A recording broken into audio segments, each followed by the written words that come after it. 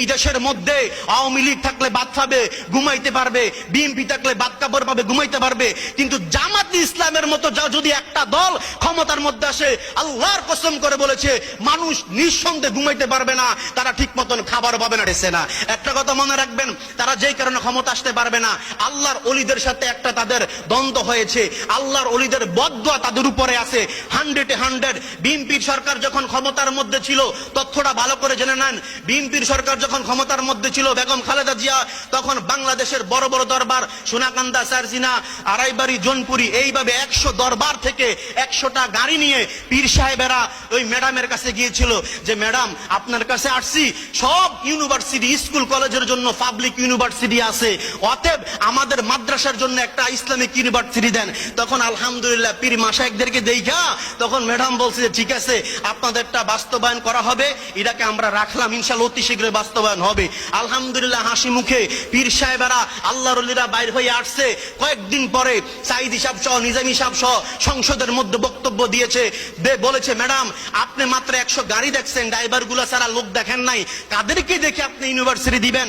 তখন এটা পুরা পত্রিকা আর মিডিয়ার মধ্যে যখন ভাইরাল হয়েছে, তখন আলেম ওলামারা একত্রিত হয়ে বলেছে এই দেশের মধ্যে আওয়ামী লীগ থাকলে বাদ পাবে, ঘুমাইতে পারবে, বিএনপি থাকলে বাদ কাপড় পাবে, ঘুমাইতে পারবে, কিন্তু জামাত ইসলামের মতো যদি একটা দল ক্ষমতার মধ্যে আসে, আল্লাহর কসম করে বলেছে মানুষ নিঃসন্দেহে ঘুমাইতে পারবে না, তারা ঠিক মতন খাবার পাবে না। ঠিক কিনা বলেন?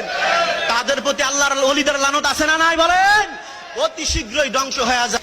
এই জন্য ওদেরকে কখনো অ্যাকসেপ্ট করবেন না। বাংলাদেশের মানুষ সচেতন, তারা ইসলামের নাম লাগাইয়া, ইসলামের ব্যানার লাগাইয়া ক্ষমতা আসতে চায়। মানুষ এত পাগল না তোদেরকে ক্ষমতার মধ্যে আনবে, কারণ যা শুরু করে দিছে। আপনি গণতন্ত্রকে হারাম মানেন, আপনি রাজনীতি করেন। ইসলামিক দল আসুক, আমরা চাই। আরো আছে হেফাজতে ইসলাম, তারা গণতন্ত্রকে মারে না, আসুক, ক্ষমতা চাই।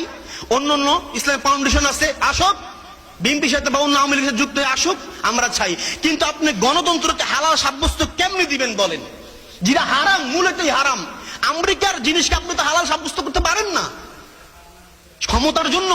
আর এখন আপনি হারামকে হালাল সাব্যস্ত দিবেন, ক্ষমতার সাথে আপনি চুরি করবেন না, এটা কোনো গ্যারান্টি আছে?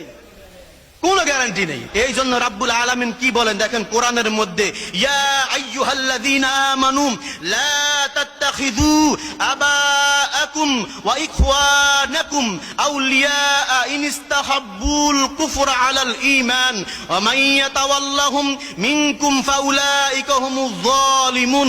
আল্লাহ বলেন ইয়া আইয়ুহাল্লাযীনা আমানু, হে ঈমানদারগণ, লা তাত্তাখিযু আবাআকুম ওয়া ইখওয়ানাকুম, তোমরা গ্রহণ করিও না বন্ধু রূপে তোমাদের পিতাকে, তোমাদের ভাইকে, যারা কি করে ইমানের চেয়ে কুফরিকে বেশি প্রাধান্য দেয়, ইমানের চেয়ে কুফরিকে, হারামকে বেশি প্রাধান্য দেয়। তোমরা তাদেরকে গ্রহণ করিও না।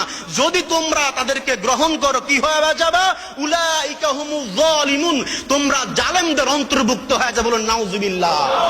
এখন আপনারা বলেন যেই গণতন্ত্র হারাম, গণতন্ত্র যেই জায়গার মধ্যে হারাম, এই জায়গার মধ্যে যদি জামাত ইসলামের নাম ব্যানার লাগাইয়া বলে এটা জায়েজ, এটা কোনোদিন পাগলে মাইনা নিবে বলেন? বাংলাদেশের মানুষ সচেতন না বাবার আমার? অনেক সচেতন। এই দেশের মধ্যে কোন জিনিস, হারাম জিনিসকে হালাল ভাবে সাব্যস্ত করা যাবে না।